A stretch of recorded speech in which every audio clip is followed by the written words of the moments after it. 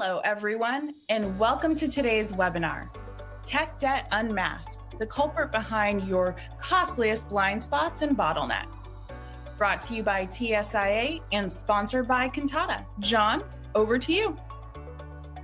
Well, thank you, Vanessa. Hello, everyone, and welcome to today's webinar. I'm very excited because we're going to be talking about one of my favorite topics, technical debt, and we're going to particularly focus on the impact it's having on professional services and professional services automation.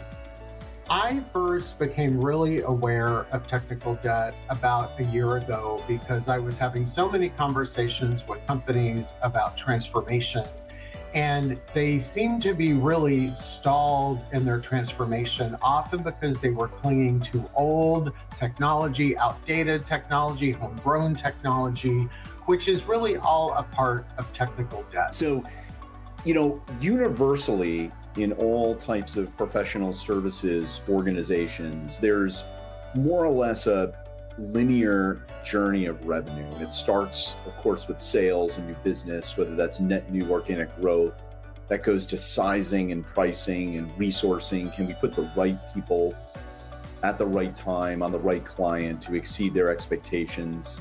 Then can we deliver on what we promised and exceed those expectations? And ultimately, can we accrue, bill, capture, and recognize revenue? And then underpinning all this, do we have the data and the foresight to really drive the business? And this is universal, whether you're marketing services, management consulting, an embedded services organization in a technology firm. So, we start typically with this notion of, can we trust data coming from our sales apparatus, our sales motion, our engine, whether that's managing directors mining work from existing clients or net new pitches, the deal flow.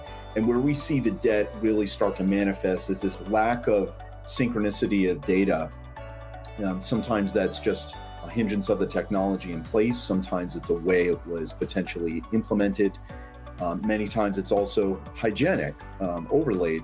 And these folks, whether it's resource management or leaders saying, we just don't trust the pipeline. We don't trust this, the dates, the flow, this pairing of demand on our services to supply. And blind spots ultimately can lead to really profound business challenges like overhiring, underhiring, having a gap in utilization, having a really extensive time to staff for clients. And technology really enables those insights or can hinder that.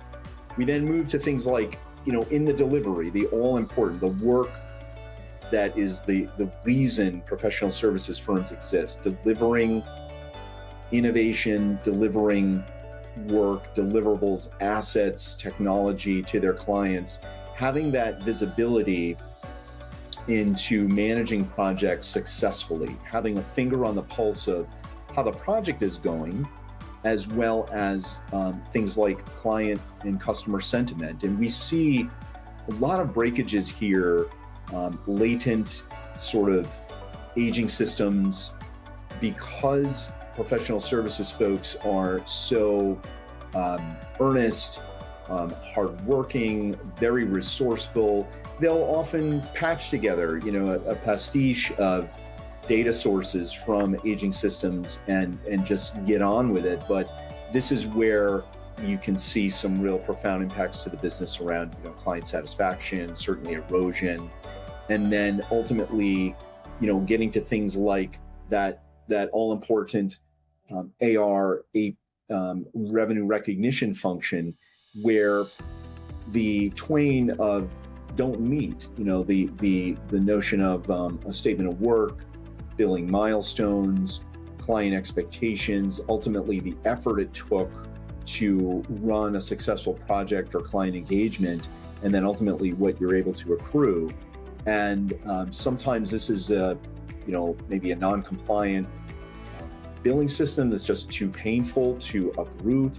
Many times it's the notion of the project governance PS system not being really aligned with that. And then things, you get into endless cycles of spreadsheets and reconciliation. And so debt in this linear sort of journey of revenue ultimately acts as like a real tax on the whole organization and erodes productivity because, with all of our clients in the space we're in, and I think technical debt's, a very valid topic for any kind of technology enabler, but in our business, the people really are the product.